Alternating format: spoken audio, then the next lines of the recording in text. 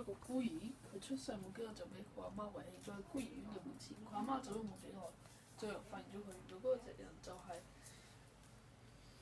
雖然有孤兒院嘅院長，嗰個孤兒長大咗之後就以為院長係佢嘅爸爸，院長就為佢起咗個名馬斯。某一日佢喺院長出門前聽到院長對修女講：其實馬斯唔係我嘅親生仔，只係而係我喺好感動啊！院門前為嘅嬰兒，佢聽見嘅心情之後，佢聽見咗之後，猶如嘅心情就越嚟越晴天霹靂，懷住難過嘅心情離開咗孤兒院，心入面只想尋找自己嘅親生媽咪。係諗起晒佢嘅搖籃曲，過咗幾個鐘頭，佢仍然未揾到有關自己媽咪任何消息。喺佢幾乎係咪絕望邊緣嘅時候，佢聽到一個喺度時講話：有冇見過我個仔啊？然後有一個老人就：你好煩啊！讓開你，單食我。嗰個女人就走向咗馬斯啦。你問你有冇見過我個仔啊？幾年前我丈夫係咗，佢叫我去做流產手術，而我就冇聽佢啦。佢話佢冇錢去養嗰個嬰兒，所以佢就一個人走咗啦。而我都冇人嚟撫養佢，所以我只好狠下心來將佢放喺孤兒院嘅前。你可唔可以幫我尋找我嘅兒子啊？馬斯話好，但係我可唔可以自宿買？跟住佢女人就話可以嘅。馬斯去到嗰個女人屋企就跌到個大床上大瞓。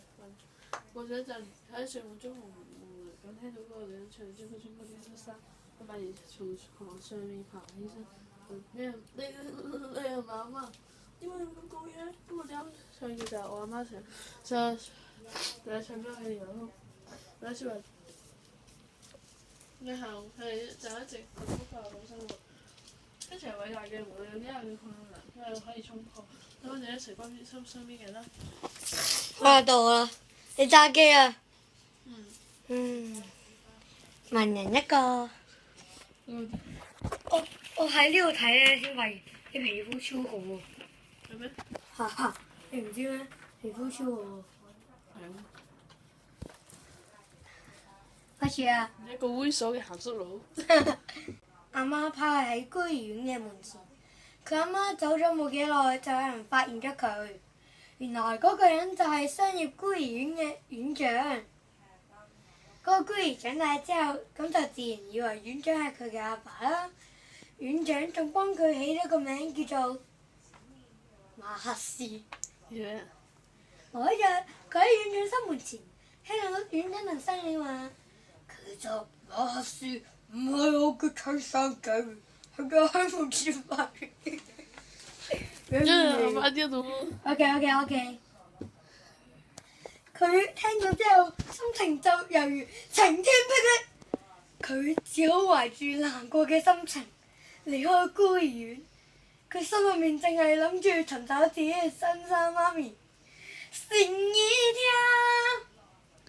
講咩啊？佢聽到，佢突然諗起細個嘅搖籃曲。好愛問你我隻嗰幾個鐘，佢仍然未揾到有關自己阿媽嘅任何消息。喺佢幾乎陷入絕望邊緣嘅時候，佢聽到有位女士話：你有冇見我個仔啊？然後嗰度人話：你好煩啊，走開啦！個女人走向馬斯話：你有冇見過我個仔啊？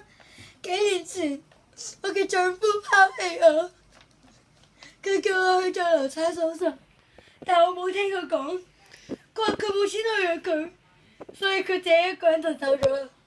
我自己亦都冇能力去撫養佢，我狠下心來，只好將佢放喺孤兒院嘅門前。你可唔可以幫我尋找我嘅仔啊？馬斯話：好，但我可唔可以借宿一晚啊？我冇地方住啊。可以。個女人話：馬斯去到嗰個女人嘅屋企，就倒喺大牆上打佢。過咗一陣，佢喺睡夢中朦朦糊糊聽到嗰個女人話：唱。Twinkle, twinkle, little star。